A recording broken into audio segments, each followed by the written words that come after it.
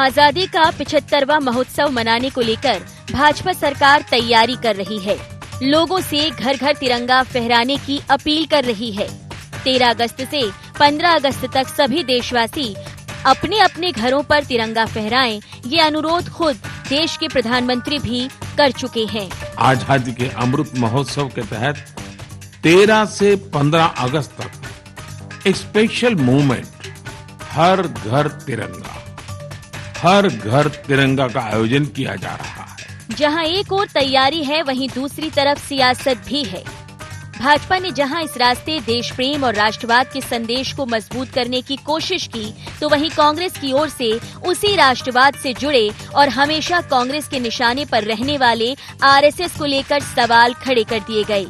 जी हां, मध्य प्रदेश के पूर्व सीएम और सुर्खियों में रहने वाले दिग्विजय सिंह के इस ट्वीट ने फिर खलबली मचा दी, जिसमें आरएसएस के राष्ट्रीय ध्वज न फहराने को लेकर सवाल खड़े हुए। वहीं पूर्व मंत्री पीसी शर्मा बोले कि भाजपा केवल आयोजन करती है, जबकि आजादी दिलाने में कांग्रेस का योगदान भुलाया नहीं जा सकता। वो आरएसएस और उसकी पार्टी बीजेपी ये तिरंगा बंटवा रही है, जिसके इस तिरंगे के बनने में 15 अगस्त 1947 को तिरंगा फहराने में कहीं योगदान नहीं है। और पंडित जवाहरलाल नेहरू ने 15 अगस्त के पहले जुलाई 25 या 26 जुलाई को देश को तिरंगा दिया था, लेकिन ये ध्यान बटाने की बात कर रहे हैं। तिरंगा घर घर लगाने को लेकर दोनों दल एक दूसरे को इतिहास याद दिलाते दिखे, तो वहीं वार पर पलटवार आया, जिसमें निशाने पर फिर दिग्विजय रही।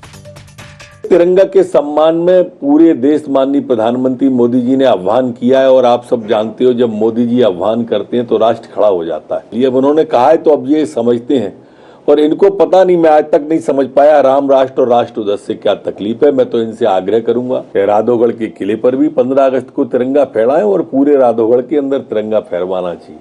देखिए, कांग्रेस कभी नहीं चाहती कि ये राष्ट्र मजबूत हो। कांग्रेस चाहती है कि भारत में तुष्टीकरण की राजनीति करके और भारत को कमजोर किया जाए। भाजपा राष्ट्रवाद को लेकर मुखर है और उसके निशाने पर कांग्रेस है। वहीं कांग्रेस इतिहास को सामने रख आरएसएस के साथ ही भाजपा पर कटाक्ष कर रही है। लेकिन देखना होगा कि आजादी के अमृत महोत्सव मनाने के साथ ही जनता के मन तक किसकी बात जा पाएगी और सियासत में ये खींचतान कौन सा नया ट्विस्ट लाएगी। Bureau report, IND 24।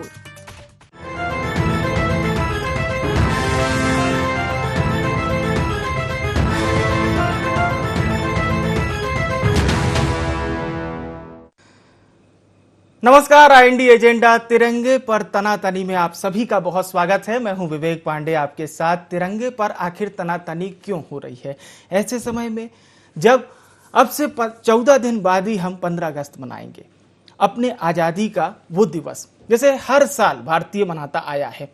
हम चर्चा शुरू करेंगे तिरंगे पर तनातनी में, लेकिन पहले IND एजेंडा के प्रमुख बिंदुओं की ओर एक नजर। क्या तिरंगा अभियान के जरिए बीजेपी करेगी राष्ट्रवाद का संदेश मजबूत? क्या आरएसएस पर निशाना साध दिग्विजय ने दिया एक मुद्दा? दिग्विजय के आरएसएस पर निशाना साधने के आखिर मायने क्या हैं? और आखिर में आजादी के अमृत महोत्सव पर सियासी कड़वाहट क्यों? ये वो सवाल हैं जिस पर हम चर्चा करेंगे। आरएसएस का नाम लिया है मध्य प्रदेश के पूर्व मुख्यमंत्री दिग्विजय सिंह ने। कहा कि पहले आरएसएस के लोग अपने मुख्यालय यानी कि नागपुर में झंडा फहराएं।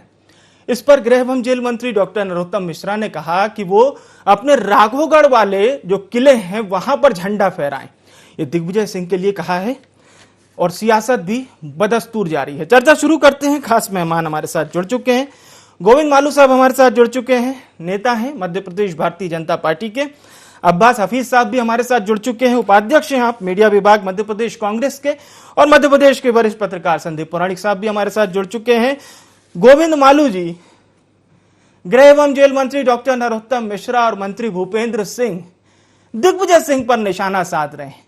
क्या भारतीय जनता पार्टी कि ये एक बात करने की शैली या फिर बयान कह लीजिए हो गए, हमेशा ही दिग्विजय सिंह टारगेट पर रहते हैं आप लोगों के?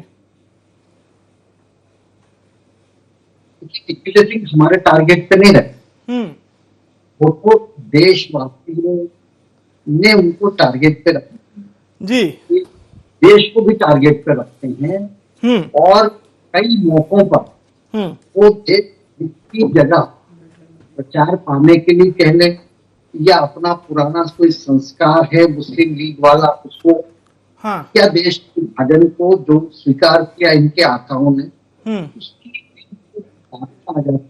जी, आतंकवादियों का भी समर्थन करते हैं, सर्जिकल स्ट्राइक पर भी सवाल उठाते हैं और जो जाकिर नाइक करके जो इस्लामिक प्रचारक है उनको वीजा दिलवाने में मदद करते हैं। मोहन शर्मा की शहादत को भी वो फेक बताते हैं, एनकाउंटर को फेक बताते हैं और ये बहुत सारी बातें दिग्विजय सिंह करते रहे हैं तुष्टीकरण की राजनीति के तहत। वो उनका दोष नहीं है, ये उनके संस्कारों का दोष है कि जिस मुस्लिम लीग को सर माथे पर बिठाया कांग्रेस के आंदोलनकर्ताओं ने, कांग्रेस एक आंदोलन था, कांग्रेस किसी की बकौती नहीं थी। ये जो आज अपना हक जता रहे हैं इनका कोई लेना देना नहीं था। कांग्रेस तो एक आंदोलन जिसमें सब लोग थे, समाजवादी विचारधारा के धर्म दल, गरम दल और राष्ट्रवादी सब लोग उसमें थे और सबने कहीं न कहीं स्वतंत्रता संग्राम पर यही तो मालू साहब सवाल खड़े होते हैं। आप कहते हैं दिग्विजय सिंह हिंदू विरोधी हैं, दिग्विजय सिंह कहते हैं कि मेरे यहाँ पर 24 घंटे मंत्र जाप होता रहता है, साल में कई सारे त्योहार मनाए जाते हैं वगैरह वगैरह। तिरंगा हमारी बकौती है। देखिए तिरंगा तो इस देश की आन बान शान है, इन्होंने हाईजेक करके अपना चुनाव चिन्ह उस पर चस्पा कर दिया और उसको लहराते फिरे और देश को भ्रम में रखा। अच्छी बात आपने कही, किसको हाईजेक कर लिया है कांग्रेस, ये हमने भ्रम तोड़ दिया। अब्बास हफीज साहब से हम जवाब लेते हैं। अब्बास हफीज साहब, कैसे तिरंगा भी हाईजेक हो सकता है क्या? ये वो लोग कह रहे हैं जो 1947 में तिरंगे के विरोधी थे, जिनकी मातृ संस्था राष्ट्रीय स्वयंसेवक संघ के मुखपत्र ऑर्गेनाइजर में सन 47 में 15 अगस्त से पहले ये छापा गया था, रिकॉर्ड के ऊपर है, इनको मालूम है और ये इसको खंडन नहीं कर सकते कि तिरंगे में 3 रंग, भारत के झंडे में 3 रंग अशुभ हैं और कोई भी उसको अपने घर पे नहीं लगा है। वही लोग आज अपने घर पे लगाने की वकालत कर रहे हैं राष्ट्रवाद को साबित करने के लिए। उस कांग्रेस पर आरोप लगा रहे हैं जिसने अपनी आन बान, बीच में मत बोलिए, मैंने नहीं बोला था, आन बान बीच में मत बोलिए। मालू साहब समय आएगा आपका, डिस्टर्ब मत कीजिए। आपको मालू जी हफीज साहब को सुन लेते हैं, फिर आपकी प्रतिक्रिया लेंगे। जी देखिए सबसे पहली बात विवेक क्या थी, वहां पर ये इन्होंने खूब अपना राष्ट्रवाद को विस्थापित करने के लिए इस तरह का ढोंग रच सकते हैं। अब ये मालू साहब जैसे बोल रहे थे, कांग्रेस के ऊपर आरोप लगा रहे थे कि मुस्लिम लीग को बढ़ावा देने वाली कांग्रेस पार्टी, अरे मुस्लिम लीग का जिंदगी भर विरोध किया कांग्रेस पार्टी ने, आरएसएस के लोगों ने उनके साथ में अपना गठबंधन करके सरकारें चलाई। सुन लीजिए मालू साहब, सच कड़वा होता है, सुनिए, दम रखिए सुनने का। क्या श्यामा प्रसाद मुखर्जी जी नहीं थे मंत्री, वित्त मंत्री मुस्लिम लीग की सरकार में? बंगाल की सरकार चलाई थी आपने मुस्लिम लीग के साथ, कई सरकारें चलाई हैं, भारत छोड़ो आंदोलन का विरोध किया। अब मैं मुद्दे पे आ जाता हूँ, उन्होंने मुस्लिम लीग के ऊपर बातें करी, मैं इसलिए मजबूर हुआ बताने के लिए कि बीजेपी का आरएसएस का क्या रिश्ता रहा है। अब वो सुन नहीं पा रहे, तकलीफ हो रही है, उनको तकलीफ हो रही है, रुक जाइए, हमें सुनने में दम रखिए ना। आपके राष्ट्रवाद की पोल ऐसे ही खोलेंगे 2-2 मिनट के अंदर। सुनिए, अब भारत छोड़ो आंदोलन का विरोध करने वाले हमें सिखाएंगे, तिरंगे का विरोध करने वाले हमें सिखाएंगे। क्या गलत कहा दिग्विजय सिंह जी ने? क्या गलत कहा? मैं आप दोनों के पास लौटूंगा। मेरी बात पूरी हुई नहीं है विवेक, मैं कैसे हट जाऊं? उन्होंने डिस्टर्ब करते रहे मुझे निरंतर, मैंने कुछ सुना धैर्य से। देखिए अभी भी कर रहे हैं, इनकी आवाज बंद करनी चाहिए। ऐसे कोई एक दूसरे की बात नहीं, मैं चुपचाप सुनता रहा उनकी बात को, धैर्य सुना मैंने उनकी बात। चल बोलिए, आप बोले गोविंद जी, मैं चुपचाप हो जाता हूँ। मालू जी प्लीज एक एक करके हम लोग। अब यहाँ पर दिग्विजय सिंह जी ने जो बात कही, जयराम रमेश जी ने एक कॉन्स्टिट्यूएंट असेंबली का ड्राफ्ट जो था उसमें जो एक हिस्सा है उसमें जो बोला गया है, वहां पर एक सदस्य के जरिए उसको कोट किया कि आरएसएस के लोग यहाँ डिस्टर्बेंस कर सकते हैं। माननीय अध्यक्ष महोदय, हमें जरूरत है खास पासेस खास लोगों को देने की जिनका संबंध बिजनेस से है, हाउस के, ऐसे वरना कुछ नहीं हो, कंट्रोल कर लिया गया। दिग्विजय सिंह जी ने क्या कहा कि सन 47 के अखबारों को देख सकते हैं जयराम रमेश जी, और आपको दिख जाएगा, सबको दिख जाएगा कैसे इन्होंने आरएसएस के लोगों ने तिरंगे के विरोध में और संविधान के विरोध में प्रियम्बल को और तिरंगे को जलाया था। तो ये कौन सी गलत बात हो गई? तो रिकॉर्ड में, हिस्टोरिक रिकॉर्ड में, आज अगर आप ये पीटते रहोगे ढिंढोरा तो साबित नहीं हो जाएगा कि आप तिरंगे के समर्थक रहे हो। यहाँ पर खंडन नहीं कर सकते इस चीज का, आप खंडन नहीं कर सकते कि आरएसएस विरोध में थी। आपने 52 का झंडा नहीं लगाया अपने कार्यालयों के ऊपर। ठीक है, एक बार फिर से हम चर्चा में लौटेंगे। मालू साहब, अब हम संदीप पौराणिक जी को सुनते हैं। संदीप पौराणिक साहब, कल ही के दिन प्रधानमंत्री जी गोविंद मालू जी लौटते हैं आपके पास। संदीप पौराणिक साहब, प्रधानमंत्री नरेंद्र मोदी जी ने कहा कि आप लोग सभी अपने सोशल मीडिया पर जो डीपी लगाएं उसमें तिरंगा को अवश्य लगाएं, अपील की देशवासियों से। लेकिन ये जो सवाल हमेशा खड़े होते हैं आरएसएस पर कि नागपुर जो इनकी हेड ऑफिस है वहां कभी तिरंगा नहीं फहरा, और दिग्विजय सिंह तो इस तरह के बयान एक नहीं, मैं तो कहूंगा अनेकों बार देते आए। देखिए विवेक जी, हम एक चीज कहें कि किसी संस्था को देश विरोधी झंडा लगाने का अधिकार नहीं है, वो गलत है। बाकी वो कौन सा झंडा लगाता है, कोई बाध्य नहीं कर सकते आप किसी को कि ये झंडा आप लगाइए, एक चीज। दूसरा, जहां तक आप दिग्विजय सिंह जी की बात कर रहे हैं, तो दिग्विजय सिंह जी आरएसएस और बीजेपी को दिग्विजय सिंह सबसे ज्यादा भाते हैं जी। आज आप उन्होंने जो भी बात कही वो उन्हें एक पोल में खड़ा कर देती है। मैं कह रहा हूं वो सही गलत की बात नहीं है। वर्तमान दौर की राजनीति में दिग्विजय सिंह जी एक वर्ग के पक्षधर के तौर पर स्थापित कर दिए गए हैं। वो किसने किया, कैसे किया, मैं इस पे नहीं जाता हूं, लेकिन उनके कई बयान ऐसे होते हैं जो आरएसएस को और उसकी जो संस्था मतलब पार्टी है बीजेपी को एक मौका दे देते हैं। और वही कुछ है। जहां तक आपने प्रधानमंत्री की बात कही, स्वाभाविक सी बात है, इस देश का कौन सा ऐसा व्यक्ति होगा जो तिरंगा लगाने पर आपत्ति करेगा। हर व्यक्ति तिरंगा लगाना चाहेगा। और आवाहन ठीक है, मैं कह रहा हूं राष्ट्रीय भावना या राष्ट्रवाद को जागृत करने का आपका तरीका है।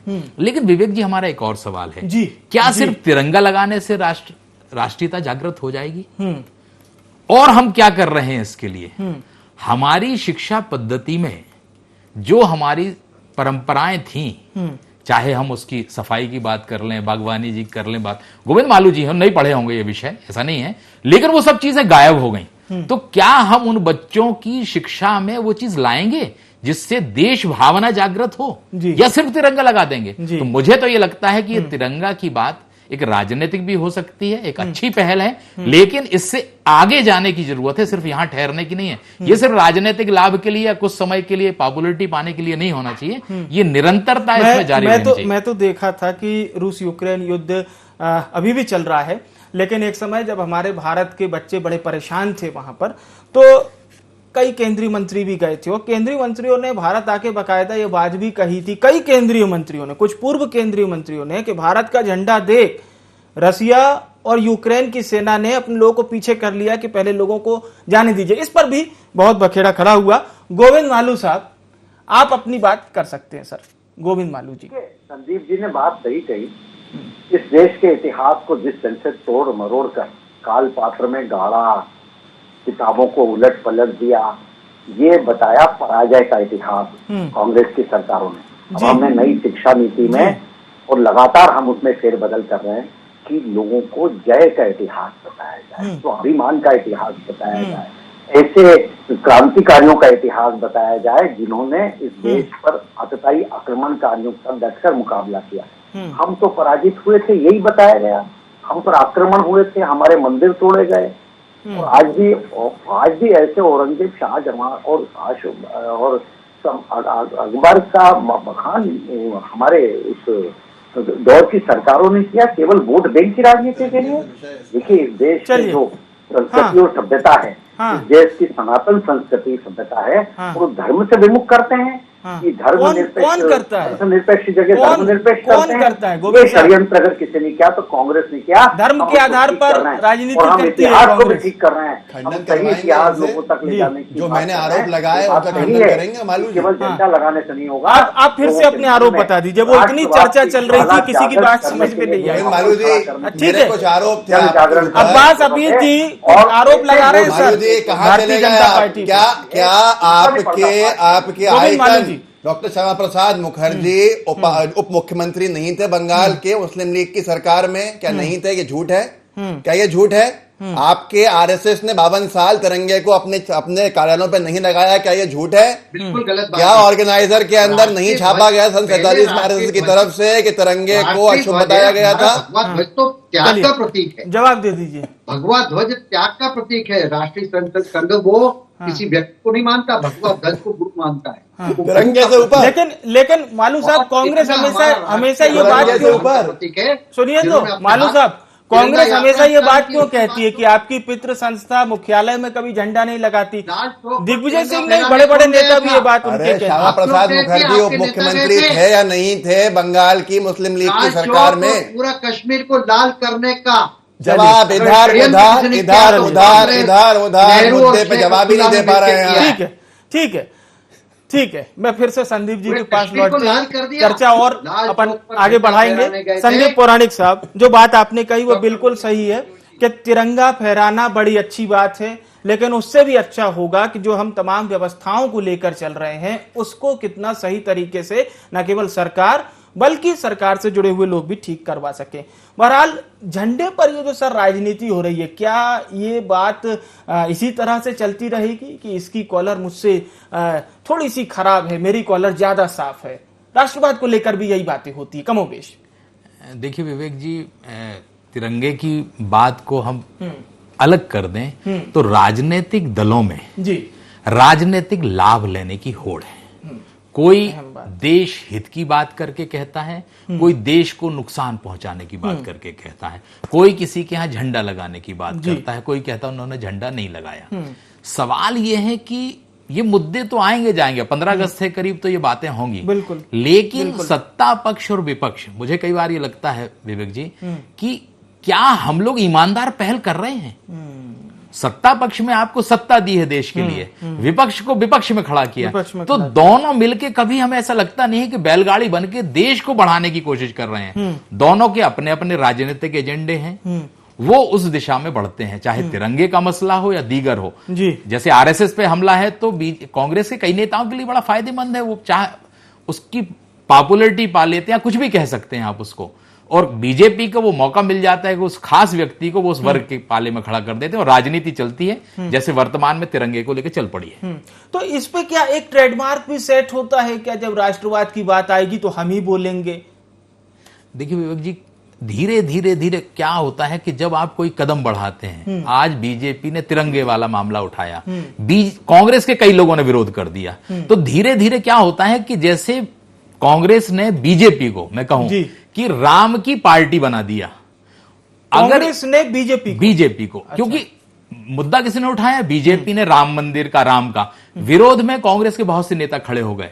धीरे धीरे क्या हुआ कि ये जाने लगा संदेश कि राम मंदिर बन रहा तो बीजेपी बनवा रहा है, राम किसी पार्टी के थोड़ी है। बिल्कुल सही। यही स्थिति मुझे ऐसा लगता है कि आने वाले समय में अगर ये परंपरा आगे बढ़ी तो कई बार कांग्रेस को कटघरे में खड़ा करना बीजेपी के लिए बहुत आसान हो जाएगा, कम से कम जब राष्ट्र की बात हो। एक इसमें चूंकि एक बात और है जिसको शायद कांग्रेस पार्टी उतने अच्छे से नहीं बता पाती, राम जन्मभूमि पर जो मंदिर बनने जा रहा है उसके लिए दिग्विजय सिंह, जिन पर हम चर्चा कर रहे हैं, पूर्व मुख्यमंत्री मध्य प्रदेश के, उन्होंने तकरीबन 1.5 लाख रुपए का चंदा दिया था और शायद यदि मैं ठीक हूं तो उन्होंने बताया भी था कि देखिए मैं भी राम भक्त हूं और मैंने बोल के नहीं, बकायदा उस राशि देकर अपने आप को राम भक्त बता रहा हूं। बिल्कुल सही कहा कि कांग्रेस के लोग, मैं कह रहा हूं, चाहे श्रीमती गांधी हो, चाहे राजीव गांधी हो, इनकी धर्म में आस्था थी, लेकिन कांग्रेस उसको स्थापित नहीं कर पाई, बीजेपी उसको स्थापित कर लेती। यही सबसे बड़ी कमजोरी है कांग्रेस की। अब्बास हफीज साहब, धर्म का विषय हमारा हमेशा निजी रहा है। हमारा प्रधानमंत्री कोई भी हो, हमारा राष्ट्रीय अध्यक्ष कोई भी हो, हमारे पार्टी के अंदर कोई भी हो, सबने हर एक धर्म को साथ में लेके चलने का काम किया, उस पर राजनीति नहीं करी, उस पर वोट नहीं मांगे। हमने राजनीति को अलग रखा है, धर्म को अलग रखा है, वो एक अलग विषय है, बहुत बड़ा विषय है आज। लेकिन सबसे बड़ा विषय है कि हम तिरंगे का विरोध कभी नहीं कर सकते। तिरंगे का विरोध वो हम क्यों करेंगे जिन्होंने शुरुआत से तिरंगे को अपनी आन बान शान समझा, तिरंगे को भारत का झंडा बनाने में, पारित करने में जिस पार्टी का सबसे बड़ा हाथ रहा हो, तो उनके थोड़े सर्टिफिकेट चाहिए जो विरोध में रहते थे आज। लेकिन ये बात इतिहास की बदल नहीं सकती है, ना बदलने देंगे कि ये तिरंगे के विरोधी थे। आज कितना ही चिल्ला लें, आज तिरंगे का अपमान कर रहा है पॉलिस्टर से बनवा के। 11 कंपनीज को ठेका दिया गया 20 करोड़ तिरंगे बनाने का, 7 कंपनीज उसके अंदर से गुजरात की हैं। आज 1000 करोड़ के तिरंगे बनने हैं और उनको बनाने वाले कॉर्पोरेट कंपनीज हैं। 300 करोड़ का आयोजन के ऊपर खर्चा होगा, 1300 करोड़ रुपए खर्च होंगे। आज वो 1300 करोड़ की किसको जरूरत है, ये एक अलग विषय है।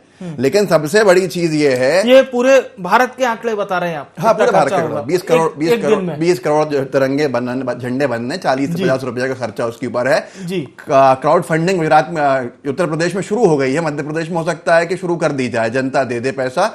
और ये जबकि उस दौर में हो रहा है जब पीएम केयर फंड का कोई हिसाब किताब दिया नहीं गया है अभी तक। हर चीज को आयोजन बनाकर उसकी आड़ में क्या कुछ किया जाता है वो एक अलग विषय है, लेकिन इतिहास को नहीं बदलने देंगे। मालू साहब अभी जवाब दीजिएगा 3 सवालों का। मेरे 3 सवालों का जवाब अभी तक नहीं आया है। आरएसएस ने 52 साल क्यों नहीं फहराया तिरंगा? श्यामा प्रसाद मुखर्जी भाजपा के सबसे बड़े आइकन, क्या वो मुख्यमंत्री नहीं थे जिन्ना की पार्टी की सरकार के काल में? और आपने क्या ऑर्गेनाइजर के अंदर नहीं छापा था कि तिरंगा 3 रंग अशुभ है? ये हिस्टोरिकल रिकॉर्ड में मौजूद है, खंडन नहीं कर सकते आप इसका।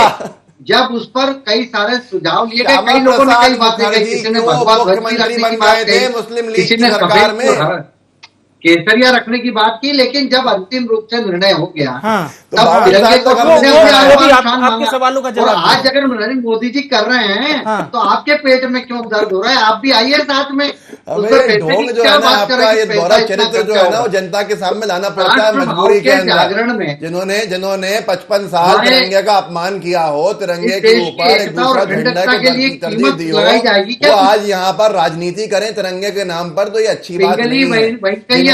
जिन्होंने जिन्ना की सरकार में हिस्सेदारी करी हो, भागीदारी रही हो जिनकी, वो हमें राष्ट्रवाद का पार्ट नहीं बढ़ा सकते। राष्ट्रवाद श्यामा प्रसाद मुखर्जी क्यों मुख्यमंत्री थे बंगाल की सरकार में? श्यामा प्रसाद मुखर्जी क्यों सरकार का हिस्सा थे? पाकिस्तान मुखर्जी क्यों सरकार का हिस्सा थे आपके? आप लोगों ने जिन्ना की पार्टी के साथ सरकार क्यों बनाई? आपने गोविंद मालू जी बहिष्कार क्यों किया? आपने भारत के रहने वालों के खिलाफ। गोविंद मालू जी, आप जो बात अब्बास हफीज जी कह रहे हैं, 3 सवाल वही, आप खंडन कर दीजिए उनका। अगर आप नहीं देना चाह रहे जवाब, या फिर वो कह रहे हैं कि ये जवाब सही नहीं है, मैं जी कोई बात यदि कुछ है ही नहीं खंडन करने का, हम ये गलत बोल रहे हैं। खंडन का सवाल ही नहीं है। ये कोई तिरंगे का विरोध भारतीय जनता पार्टी या राष्ट्रीय स्वयंसेवक संघ या जनसंघ ने नहीं किया, कभी नहीं किया। और ये गलत बात है, ये गलत जनता अब एक बार फिर से हम, चूंकि चर्चा दर्शकों के लिए होती है, दर्शक इस चर्चा को समझ पाए। गोविंद मालू साहब, एक मिनट आंदोलन। संदीप पौराणिक जी, मेरा सर अगला सवाल भी यही है। और जो बात आपने कही थी कि जी गोविंद मालू, हाँ बोलिए, चलिए बोलिए। राष्ट्रीय स्वयंसेवक संघ 1925 में बना। जी ठीक है। संदीप पौराणिक साहब, मेरा सवाल आपसे ये है, नवीन जिंदल जी कांग्रेस के सांसद थे, उन्होंने ही बाकायदा याचिका भी लगाई थी कोर्ट में, और उसके बाद ये अधिकार मिला था कि हर घर में झंडा तिरंगा फहराया जा सकता है। उसके कुछ प्रोटोकॉल्स थे, लेकिन ये अधिकार कांग्रेस सांसद ने दिलाया।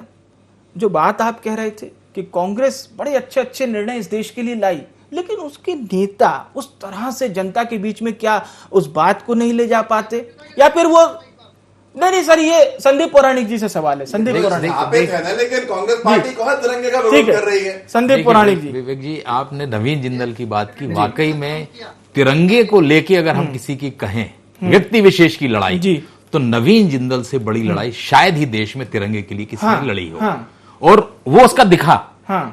वो जहां रहते हैं, जिस कमरे में रहते हैं, वहां तिरंगा मौजूद रहता है। मैंने उनके बारे में थोड़ा सा पढ़ा लिखा भी है। जी। जहां तक आपने बात कही कांग्रेस की, ये तय मानी कि कांग्रेस, अब्बास भाई कह रहे थे कि हम धर्म को और इसको अलग करते हैं, लेकिन वर्तमान की दौर की राजनीति में आपको सारी चीजें साथ लेके चलनी पड़ेंगी। बिल्कुल। जैसे मैंने राम मंदिर का मसला कहा, अगर कांग्रेस यहां, मेरा यह मानना है कि वो फैसला राजनीतिक लाभ के लिए हो, लेकिन तिरंगे से जुड़ा हुआ है, कांग्रेस मुझे लगता है फिर चूक कर रही है कि आरएसएस को घेरे में लेके कि तिरंगा नहीं लगाया जाता।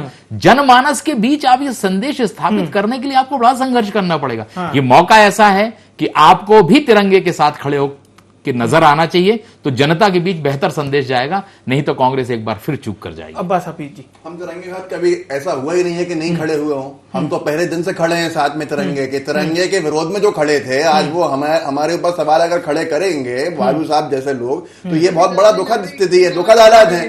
तिरंगे का विरोध करने वाले वो है, लेकिन जनता के बीच में ये हम गलत भ्रम नहीं फैलने देंगे इनका। हम तो तिरंगा यात्रा निकालेंगे, निकालते ही हम तिरंगा फहराते ही। चलिए गोविंद बालू साहब, एक छोटी सी प्रतिक्रिया आपकी सर।